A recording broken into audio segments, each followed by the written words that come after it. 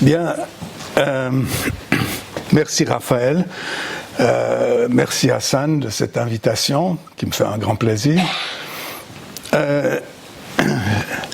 Raphaël, tu me donneras le timing, hein. Je crois que j'ai à peu près 40 minutes, je crois. Une parenthèse, on fait les questions après chaque intervention ou à la fin? Quand tu souhaites.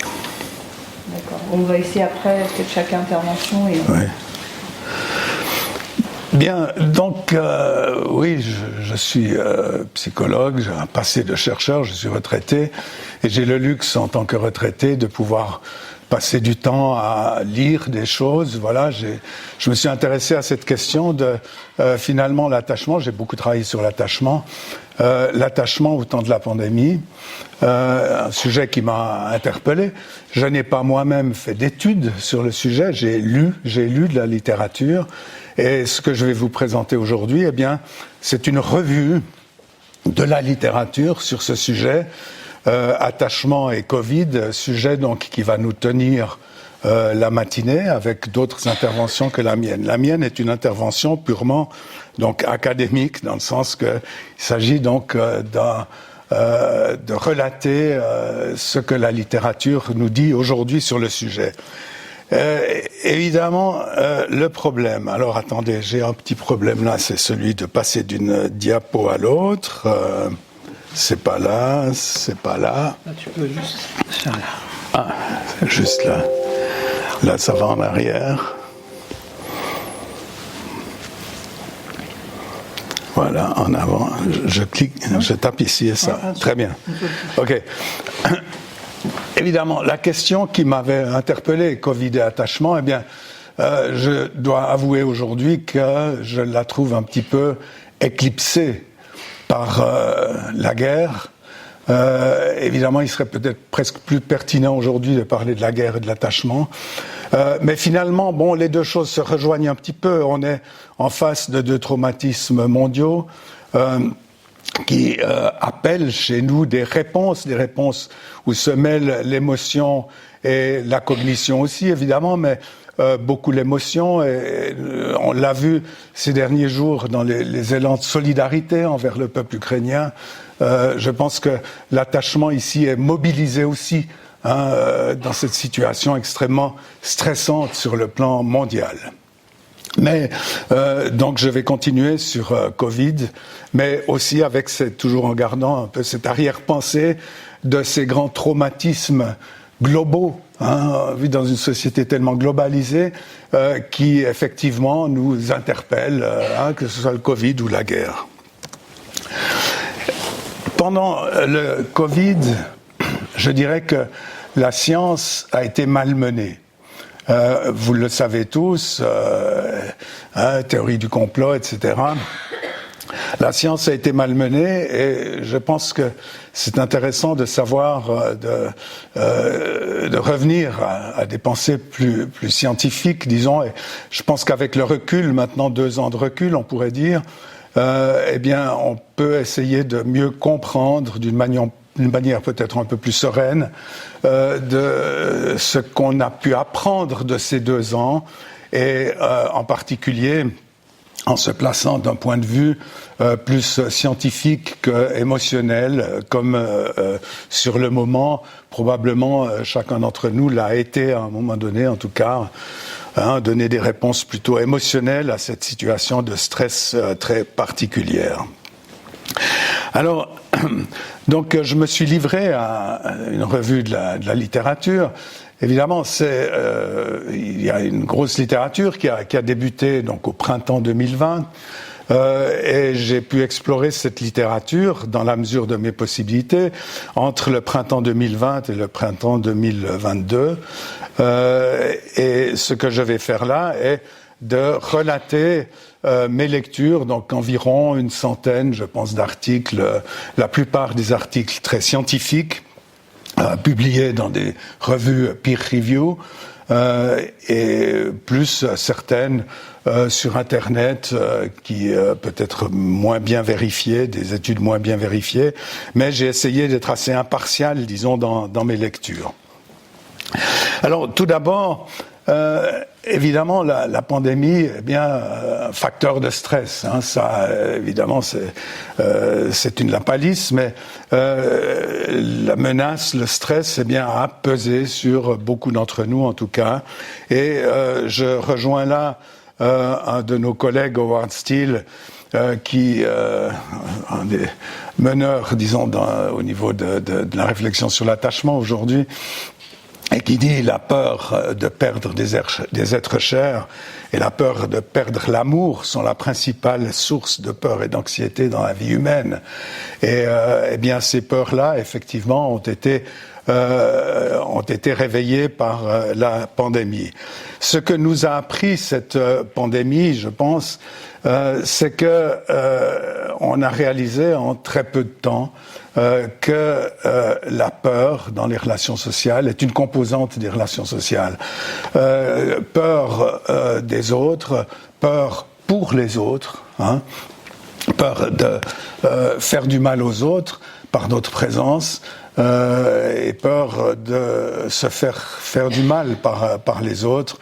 Des choses, évidemment, dans notre société passablement libérale, eh bien, qui nous a beaucoup marqué, et le port du masque encore aujourd'hui, donc évidemment, c'est une contrainte, disons, qui nous a beaucoup marqué, et symboliquement, donc effectivement, qui nous rappelle à chaque moment cette idée que nous sommes un danger pour les autres. Et que les autres sont un danger pour nous, évidemment.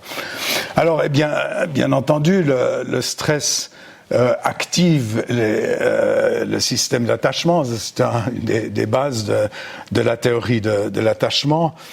Et cette expérience de stress, eh bien, qui est également, je viens de le rappeler, par rapport à la guerre, qui aussi a sollicité, disons, beaucoup de générosité envers les victimes. Eh bien, la pandémie, on pourrait dire, le stress de la pandémie a beaucoup activé notre système d'attachement, évidemment, dans une circonstance un peu particulière, puisque les mesures sanitaires, eh bien, allaient dans le sens inverse, c'est-à-dire de créer, d'imposer une distance relationnelle. Donc, on s'est trouvé dans une situation un peu paradoxale, si vous voulez, où le système d'attachement est activé, mais en même temps, où il est recommandé de le mettre à distance, en quelque sorte. Alors, je dirais que la pandémie a mis en évidence l'importance de l'attachement. Et ça, c'est une chose intéressante. Je dirais que l'attachement, la pandémie a été doublement stressante. Donc, d'un côté, notre sentiment d'impuissance face à l'incertitude, qui est encore ce sentiment de stress qui est encore accentué par l'incertitude, par le fait que le virus est invisible, une menace invisible. Mais en même temps, de faire cette expérience de stress en l'absence des autres, finalement, fait que cette pandémie a été doublement stressante, en quelque sorte. Mais dans cette circonstance, eh bien, nous avons appris à utiliser Zoom, comme aujourd'hui, évidemment, et je dirais que nos automatismes relationnels ont été très perturbés. Quand nous avons, chacun d'entre nous, appris à marcher, étant bébé, eh bien, nous avons formé un automatisme, celui de la marche, dont nous ne sommes pas conscients quand nous marchons. Mais étant bébé, nous avons aussi construit des automatismes sur le plan relationnel, c'est-à-dire ces espèces de scripts, comme je les appellerais, d'aller vers l'autre lorsqu'on est dans une situation stressante, lorsqu'on n'est pas bien, lorsqu'on est triste, lorsqu'on est en colère, etc. que la proximité de l'autre peut nous apaiser si tout va bien, eh bien, ces automatismes-là ont été remis en question. Et lorsque des automatismes sont mis en question, eh bien, c'est l'occasion qu'ils émergent à la conscience. Hein, ça, c'est un processus psychologique bien connu. Eh bien, effectivement, nos besoins d'attachement ont fait irruption, disons, dans notre conscience, sont devenus plus conscients qu'ils ne l'ont certainement jamais été. Et je pense que cette conscience, disons, de nos besoins relationnels, eh bien, sont d'autant plus forts dans notre société où la construction de la famille est basée sur l'attachement, sur l'amour, l'attachement. L'attachement est en quelque sorte une sorte, je dirais, d'impératif dans notre vie sociale actuelle, ce qui n'était peut-être pas forcément le cas historiquement chez nos ancêtres, dans nos pays ou dans certaines autres cultures probablement. Alors je dirais que ce que nous réalisons, ce que nous avons réalisé, eh bien, c'est que nous avons des besoins sur le plan relationnel, des besoins qui ne sont pas que de simples habitudes, et que ces besoins ont quelque chose à voir, qu'ils s'apparentent aux besoins de l'enfant que nous avons été. Et que l'attachement peut nous permettre de modérer la peur et le stress. Et je pense que ceci est une chose importante que nous avons pu réaliser. Et les sites internet dans le domaine de la santé, par exemple, que j'ai évidemment beaucoup consulté dans cette revue de la question, eh bien, parle beaucoup d'attachement. C'est devenu quelque chose d'important. L'attachement comme une sorte, on pourrait dire, de science accessible, facile et accessible. La pandémie, donc, a eu cette influence sur un intérêt dans le grand public, je dirais, pour ces questions d'attachement. Alors évidemment, le stress, et ça je pense qu'on va le voir ce matin dans d'autres interventions, le stress de la pandémie affecte la santé mentale. C'est évidemment important et je pense qu'il n'y a même pas besoin de rappeler qu'un isolement subi eh bien, est une menace pour la santé mentale. Et là, il y a eu énormément d'études. Alors, je ne vais pas mentionner chacune de ces études. Les personnes qui seraient intéressées par ce que je raconte et qui voudraient connaître les études, parce que si je mentionnais la centaine d'études que j'ai lues, évidemment ça prendrait trop de temps, vous oublieriez les noms, etc. Mais j'ai un texte, par contre, qui va être publié prochainement dans la revue Enfance, qui reprend exactement la structure de ce que je vous présente, mais cette fois, évidemment, avec chaque fois les noms des études et les références des études que je ne mentionne pas en fait dans cette communication. Alors il y a eu énormément d'études sur les conséquences sur la santé mentale de la pandémie, évidemment avec beaucoup d'aspects liés à des troubles anxieux, dépression chez les enfants, des problèmes d'hyperactivité, des problèmes de déconnexion sociale chez les adolescents, un peu tout l'éventail, disons, qu'on peut imaginer de la pathologie qui peut être éveillée par des questions d'isolement. Et évidemment, là, je fais référence au confinement, aux quarantaines, donc aux mesures sanitaires qui ont été entraînées par le virus.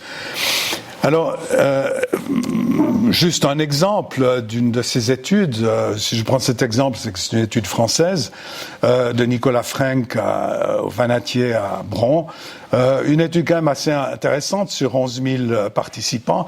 Évidemment, beaucoup de ces études, des études que j'ai lues et que je rapporte ici, en fait, sont des études basées sur des enquêtes Internet. Évidemment, on pourrait dire ça vaut ce que ça vaut, hein. Mais enfin, voilà. Beaucoup de ces études sont de ce type-là, mais vous voyez quand même sur des populations importantes, donc 11 000 personnes en France, et ce qui ressort de cette étude de Nicolas Frank, qui a été publiée, vous voyez, chez Odile Jacob, en fait, eh bien, c'est que la population la plus vulnérable, ça vous le savez, hein, c'est les jeunes adultes, les étudiants, qui est la population la plus vulnérable, ce qui se comprend, je pense, par le fait que, si je reviens à la problématique de l'attachement, c'est que Bowlby avait expliqué que attachement et exploration, ce sont deux systèmes qui sont un petit peu en balance. C'est-à-dire quand l'attachement est fortement activé, eh bien, l'enfant, mais ensuite dans la vie adulte, eh bien, ça se vérifie probablement de nouveau. Eh bien, le système d'exploration est en quelque sorte inhibé. Hein. Le bébé qui est stressé parce que maman est partie dans la situation étrange, il n'est plus explorateur. Hein. Voilà, c'est un peu ça l'idée. Donc, ces deux systèmes sont en balance. À l'adolescence, qu'est-ce qui se passe? Eh bien, on pourrait dire entre guillemets, la tâche développementale de l'adolescence, eh bien, c'est l'exploration. Hein. C'est l'ouverture, c'est d'explorer le monde. Eh bien, qu'est-ce qui se passe? Eh bien, avec le virus, avec la pandémie, eh bien, on a beaucoup restreint cette exploration, évidemment. Alors, cette balance est peut-être moins importante chez les adultes, elle est peut-être moins importante chez les enfants en âge scolaire, je ne sais pas. Mais chez les adolescents, en tout cas, c'est quelque chose, évidemment, d'important. Et on peut comprendre, et c'est probablement un des facteurs, que cette restreinte sur le système d'exploration, on pourrait dire, parce que le système d'attachement a été fortement activé, parce que l'isolement social, etc., eh bien, ait pu affecter particulièrement donc les adolescents. Alors, maintenant, évidemment, ce qui nous intéresse, c'est quel est le rôle de l'attachement dans cette histoire? Est-ce que l'attachement, dans le lien entre virus et santé mentale, est-ce que l'attachement intervient là au milieu comme facteur de médiateur ou de modérateur éventuellement? Eh bien, oui, c'est là qu'il y a eu beaucoup d'études qui nous intéressent donc plus particulièrement. Et ces études, il y en a plusieurs donc qui concluent. Alors, ces études, elles proviennent du monde entier, je dirais.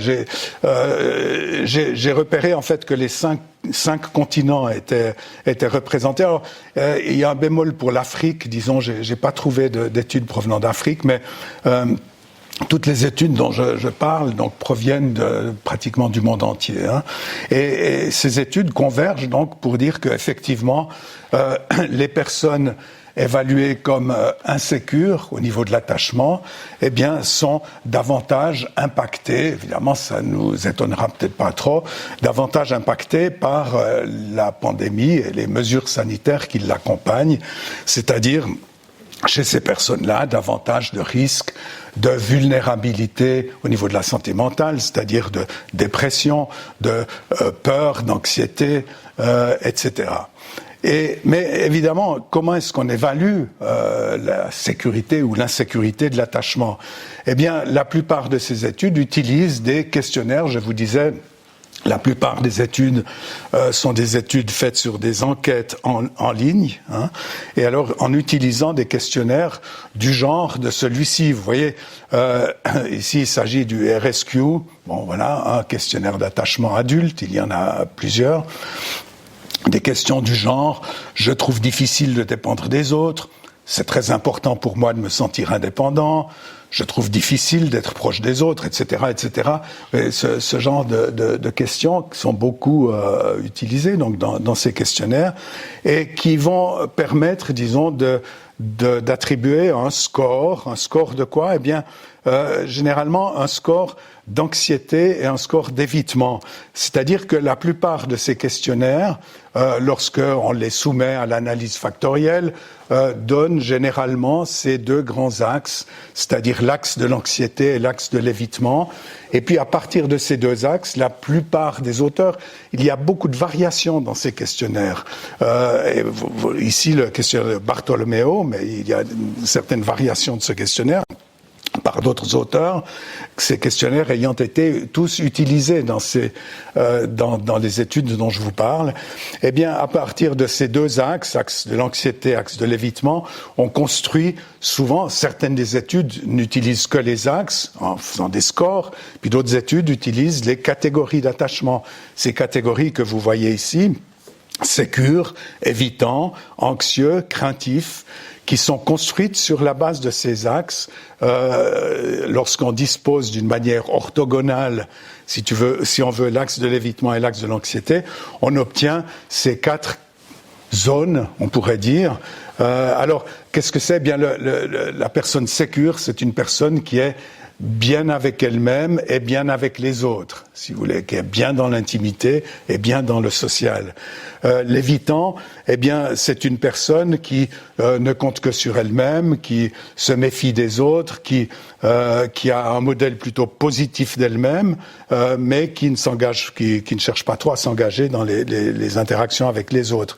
L'anxieux, on en parlera beaucoup. L'anxieux, eh bien, c'est une personne qui a beaucoup de demandes envers les autres, mais qui se déconsidère elle-même, qui a beaucoup donc d'attentes. On les appelle également des personnes préoccupées.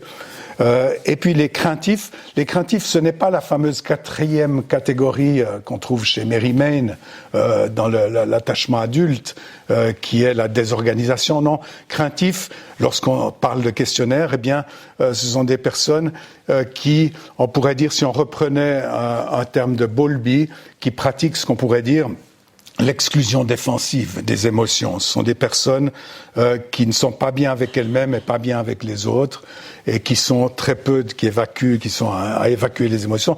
Ce sont en quelque sorte des évitants anxieux, hein, par rapport aux autres évitants qui seraient des évitants pas trop anxieux, en quelque sorte. Pas si vous me suivez, mais enfin voilà.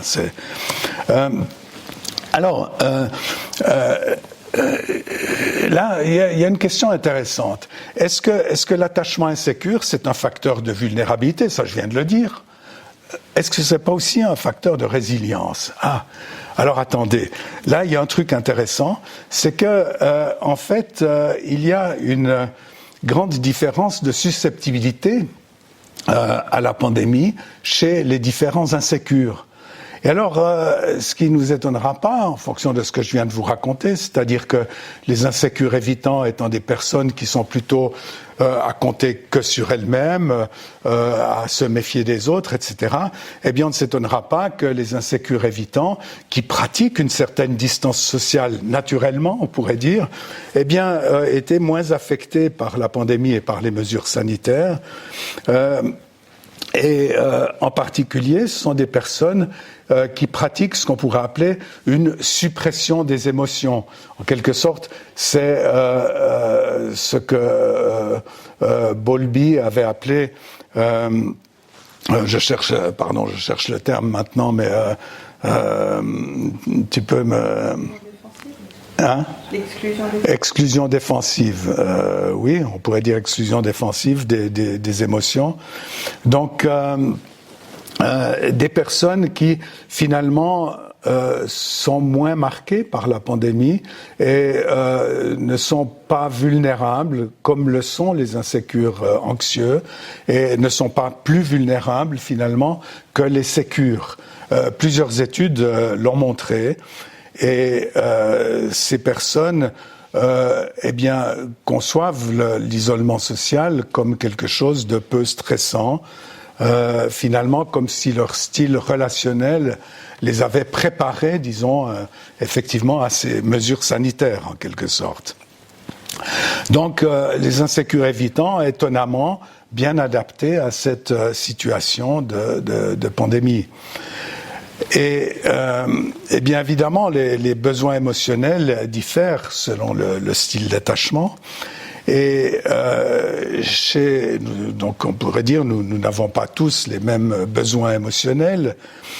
Et chez les insécures évitants, eh bien, ce que disent certains auteurs, eh bien, en fait, il s'agit chez ces personnes de pouvoir leur montrer que finalement s'il refuse les mesures sanitaires, les mesures de distanciation sociale, les mesures sanitaires dans leur ensemble, en minimisant l'importance de cette pandémie, eh bien, c'est de leur dire, prenez quand même, soyez quand même attentifs aux autres. Le plus vite on sera sorti de la pandémie, le plus vite vous pourrez retrouver votre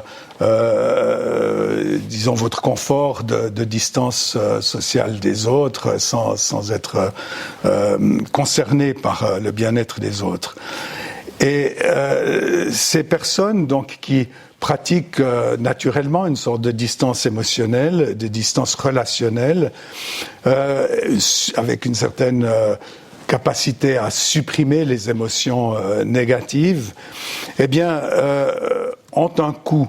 Ces stratégies ont un certain coût, et notamment, c'est la question de l'alexithymie qui a été évaluée dans le cadre donc de la pandémie, alexithymie, où également, comme dans certains articles on le trouve, pensée opératoire, donc la fameuse pensée opératoire de l'école de psychosomatique de Paris, donc de Musan notamment. Alors, il faudra que j'accélère. Et il a été montré effectivement que chez les personnes évitantes, il y a davantage d'alexithymie et davantage de risques, disons, de développer des problématiques, notamment au niveau psychosomatique. Donc, cette façon, disons, de gérer le stress peut avoir un coût, effectivement, le coût étant bien des différentes formes de maladies liées aux difficultés d'accès au monde des émotions. Chez les personnes plutôt anxieuses, eh bien, qui sont davantage vulnérables, eh bien, ce que recommandent certains auteurs, c'est de dire ces personnes sont trop engagées dans les flux d'informations en ce qui concerne la pandémie, et conseille, disons, à ces personnes de pouvoir mieux focaliser leur attention, de ne pas se laisser emporter par les informations, de fermer la télévision, etc. Voilà des conseils qui ont été donnés. L'alliance thérapeutique, donc évidemment, durant la pandémie, beaucoup de personnes, disons, qui étaient en traitement ont continué leur traitement à distance, en Zoom, etc. Et ce qui a été constaté, eh bien, c'est que les personnes anxieuses sont celles qui semblent le plus bénéficier d'une bonne alliance thérapeutique, et que les personnes plutôt évitantes sont celles qui ont, évidemment, vous le savez, la moins bonne alliance thérapeutique, mais que cette alliance thérapeutique, notamment chez les personnes anxieuses, a été extrêmement importante pendant cette période du virus, et très particulièrement donc chez les personnes les plus anxieuses. Les relations de couple, évidemment, ont eu beaucoup de mal. Il faut dire que la théorie de l'attachement s'intéresse beaucoup aux questions de la gestion de la distance relationnelle, et la thérapie, eh bien, également, en général, s'intéresse beaucoup et travaille beaucoup sur la question de la distance relationnelle. Et évidemment, c'est pas à l'AFTIP que je dois dire ça, enfin que la thérapie et attachement, disons, ici, disons, se rejoignent sur cette question-là. Donc, et alors, les couples, évidemment, ont été mis à mal, je dirais, notamment pendant les confinements, ce qui ne nous étonne pas, évidemment, avec cette question donc de trouver des nouveaux équilibres entre ces deux grands besoins que nous avons, nous, êtres humains, besoin de liberté et besoin de l'autre, et ces besoins qui sont mis en balance, et la théorie de l'attachement montre bien comment ces deux besoins qui ne sont pas forcément contradictoires, mais qui peuvent s'articuler l'un avec l'autre, besoin de l'autre, besoin de liberté, eh bien, évidemment, dans la situation de confinement, eh bien, il a fallu trouver des équilibres qui n'ont pas été toujours faciles, et Beaucoup d'études ont montré que lorsque la situation de couple dégénère pendant la pandémie, et pouvait être également un facteur de violence conjugale, et voilà des choses, disons, qui semblent tout à fait banales. Les mesures sanitaires, est-ce qu'elles ont affecté les soins aux jeunes enfants? Il y a eu beaucoup de discussions sur le masque, le port du masque, notamment par les professionnels, éventuellement les parents. Je pense que là, je passe rapidement là-dessus. La question du toucher a également beaucoup été abordée. Pourquoi le toucher? Eh bien parce que vous savez que dans le toucher, il y a eu des études sur le manque du toucher, du contact corporel. On en a fait peut-être des grandes histoires, mais ces histoires, donc elles tournent beaucoup autour de l'hormone ocytocine. Hein, c'est très à la mode, et puis on en a fait je pense qu'on en a fait un peu trop là autour.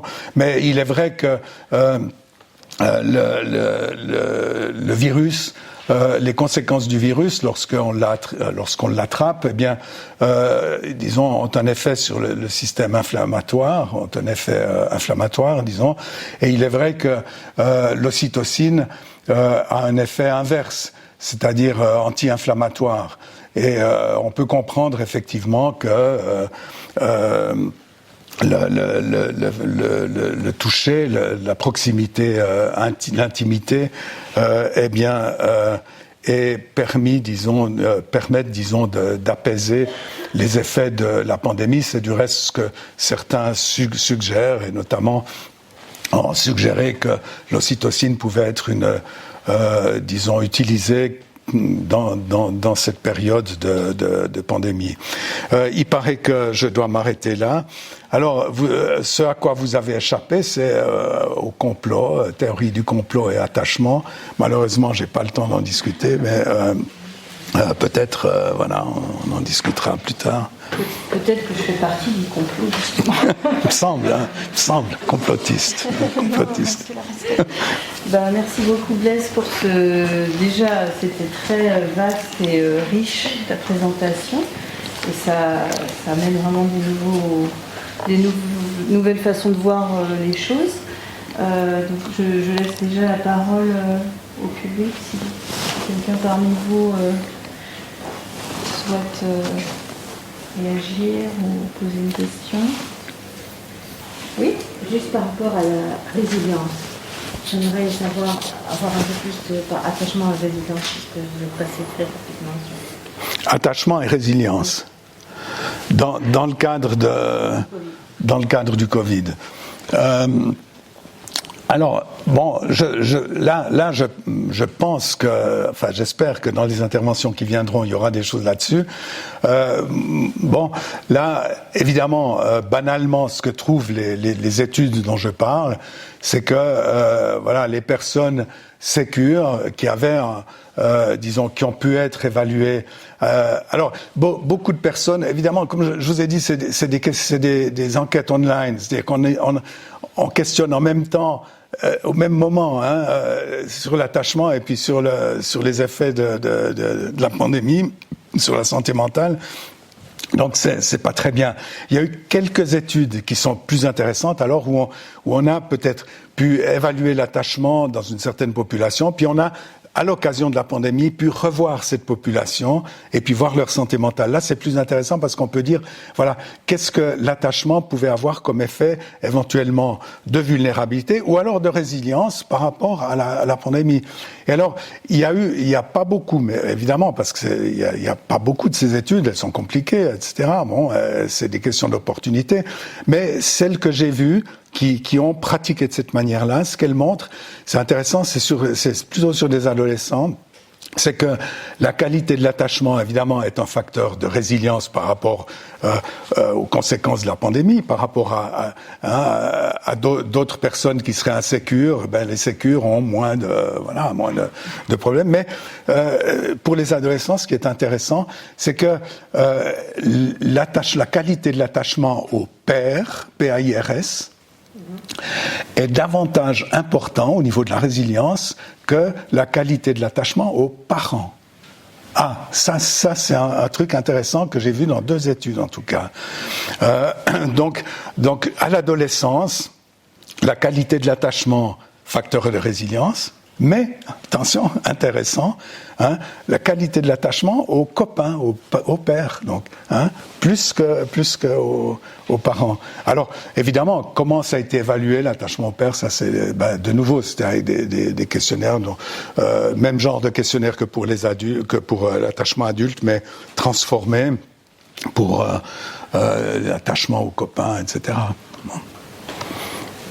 Merci. Moi j'avais, oui, c'est une grande question cette histoire de résilience, parce que donc tu as mentionné que les évitants finalement ils étaient mieux adaptés à cette situation nouvelle que les autres, donc ça permet de relativiser finalement, parce qu'on a toujours tendance à penser que les sécures c'est ceux qui ont tout réussi et qui vont tout réussir, et que là peut-être, je ne sais pas s'ils en ont plus souffert, mais en tout cas on voit que les évitants, ça rappelle aussi que c'est une stratégie d'adaptation finalement, de développer ce style d'attachement, et que c'est pas pour autant une psychopathologie. Donc ça c'est. Oui. Alors là, oui, ta réflexion, elle rejoint, je dirais, la théorie de la défense sociale, qui est une théorie très intéressante. Que c'est l'idée suivante. Quand on dit attachement sécure et insécure, évidemment. C'est un peu moche comme définition, parce que insécure, qu'est-ce que ça veut dire, hein, bon, et comme tu viens de le dire, non, les insécures, c'est des gens qui ont des stratégies un peu particulières, peut-être, sont peut-être pas optimales, sont peut-être bon, mais enfin, c'est des stratégies. Et puis, la théorie de la défense sociale dit la chose suivante, et appliquée à la pandémie en plus, eh bien, c'est que chacun a un rôle social à jouer. Alors, les insécures évitants, par exemple, eh bien, ce sont des personnes qui montrent une sorte de motivation individuelle à résoudre une situation par des stratégies qui sont peut-être pas celles qui nous plaisent le plus, parce que évidemment, aujourd'hui, c'est important de prendre en compte les émotions, d'avoir, hein, ce que j'ai raconté sur l'alexithymie, on trouve que l'alexithymie c'est plutôt négatif. Enfin bon, donc, mais c'est des personnes qui ont des stratégies et qui montrent que face à un stress, eh bien, il y a une façon de lutter, celle-ci qui est, voilà, une façon comme une autre. Bon, les anxieux. Les anxieux, qu'est-ce qu'ils font? Ce sont des personnes, dans la pandémie, qui, par leur attitude, sonnent l'alarme. Alors, la théorie de la défense sociale, elle dit, les anxieux, ce sont des sentinelles.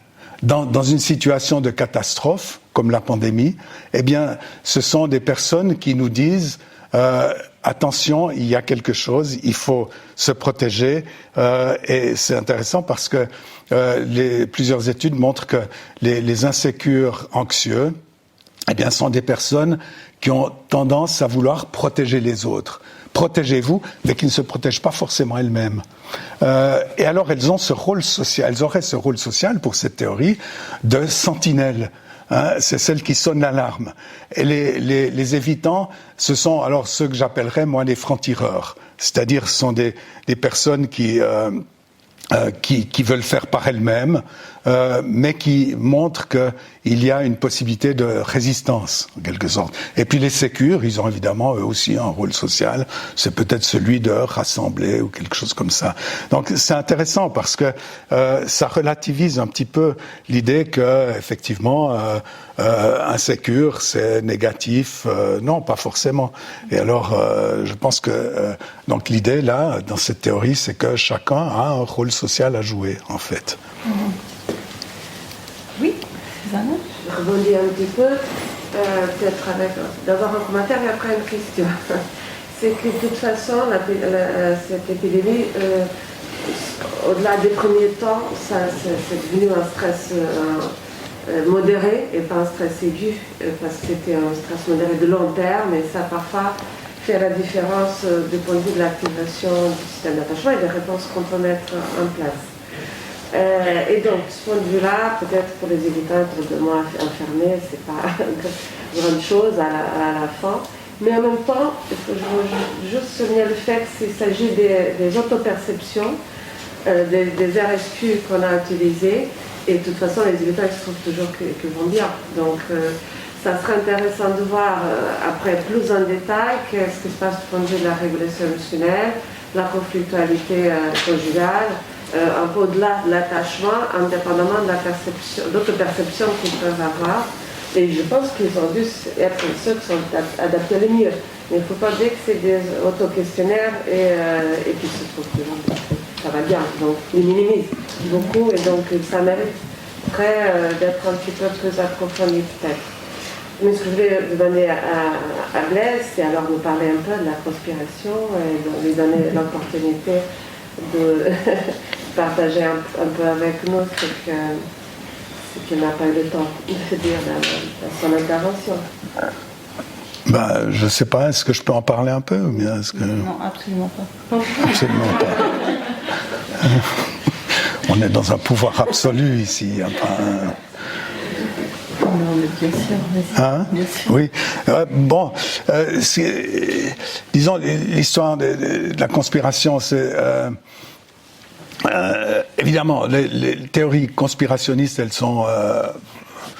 c'est toute une nébuleuse. Hein.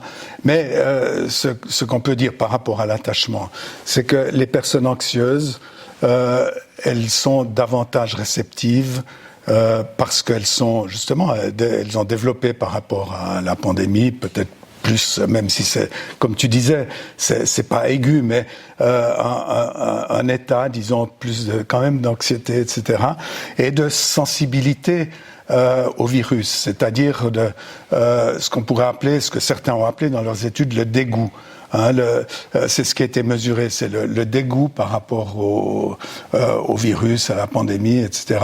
Et ce qui a été montré, eh bien, c'est que c'est le dégoût est associé à la xénophobie, à un renforcement de l'identité, comment il faut dire, des aspects identitaires au niveau social et au conservatisme. Et effectivement, plusieurs études montrent donc chez les insécures anxieux, il y a cette tendance, disons, à glisser vers des aspects plus conservateurs, xénophobes, avec un renforcement de l'identité groupale, avec des frontières plus claires entre soi et les autres, entre le groupe et l'exogroupe, on pourrait dire. Et effectivement, dans 2 études en tout cas, j'ai trouvé qu'il y avait chez les anxieux davantage, disons, de conspirationnistes, quoi. Mais avec cet aspect, alors c'est un peu curieux parce que si vous voulez, quand on regarde un petit peu la société, comment les partis politiques, disons, ont envisagé la pandémie, dans les partis les plus conservateurs, il y a un aspect de négation de la pandémie. Souvent, et en même temps, il y a un renforcement des aspects identitaires. Et alors, il semble que les anxieux glissent vers le conservatisme, mais pas dans la négation de la pandémie, bien au contraire, mais plus dans l'aspect de renforcement identitaire. Voilà, de ce que j'ai pu lire dans ces études. Et alors, une autre chose quand même importante, c'est les fake news. C'est-à-dire... Les études qui ont été faites sur la sensibilité aux fake news montrent que les personnes qui réagissent davantage émotionnellement dans des situations sont davantage vulnérables aux fake news. Et évidemment, comme on le sait, les insécures anxieux ont davantage des stratégies, disons, basées sur les émotions plus que sur la réflexion ou la cognition, par exemple. Et donc, voilà, on suppose que les anxieux sont davantage victimes, disons, des fake news. Et là, il s'agit alors d'études expérimentales. Sont parmi les quelques études, celles que j'ai lues, qui sont des études de manipulation expérimentale, et non pas d'enquête. Bon, donc si les élections prenaient une tournure particulière, ça aurait été influencé par la pandémie. Bon, bah écoutez, est-ce qu'il y a d'autres questions ? Bon, je voulais aussi souligner, parce que tu as un peu commencé là-dessus, sur le fait que la pandémie est une source de stress qui pousse le système d'attachement à s'activer, mais qu'en même temps, on avait un peu la recommandation de pas trop se côtoyer, enfin de pas trop près en tout cas. Donc bon, moi j'entends que ça a un côté, enfin tu l'as peut-être même dit, que ça a un côté un peu désorganisateur, parce qu'à la fois il y a cet élan vers l'autre, parce qu'il y a ce stress, et en même temps cette interdiction de l'approcher, et qui ferait que peut-être ce serait un peu désorganisateur en termes d'attachement. Est-ce que tu as trouvé des résultats qui suggèrent ça, qu'il y aurait effectivement une recrudescence de l'attachement désorganisé? Non, pour une raison très simple, c'est que ces études, elles sont basées sur des questionnaires. Les questionnaires, la désorganisation, on peut pas l'évaluer, c'est pas possible, quoi. J'entends. Hein. La désorganisation, c'est un concept effectivement qu'on a, qui émane, disons, d'entretien, d'attachement ou d'observation de bébés, etc. Quand on fait des questionnaires online, alors comme tu le disais aussi, hein, on dit ce qu'on veut, quoi. J'entends, quand on répond à un questionnaire, on peut minimiser, etc. Tout ce qu'on veut. Avec les questionnaires, surtout online, on n'atteint pas, on peut pas parler de désorganisation, c'est pas possible. Donc simplement, effectivement, ce qu'on peut dire, c'est que très probablement cette sorte de double injonction, cette injonction personnelle qui va, disons, vers l'autre, c'est-à-dire peut-être accroître nos demandes de soutien, nos demandes d'être proche des autres, etc. Avec cette autre injonction qui est non, soyez, respectez les distances, etc. Eh bien, oui, que ça a été un facteur, disons, de cause d'anxiété et de renforcer en tout cas l'anxiété, etc. Ça, certainement. Mais en dire plus, disons, sur le plan de la désorganisation, malheureusement, là, peut-être ça viendra avec plus de recul, qu'il y aura peut-être des études, alors plus basées sur des entretiens, etc.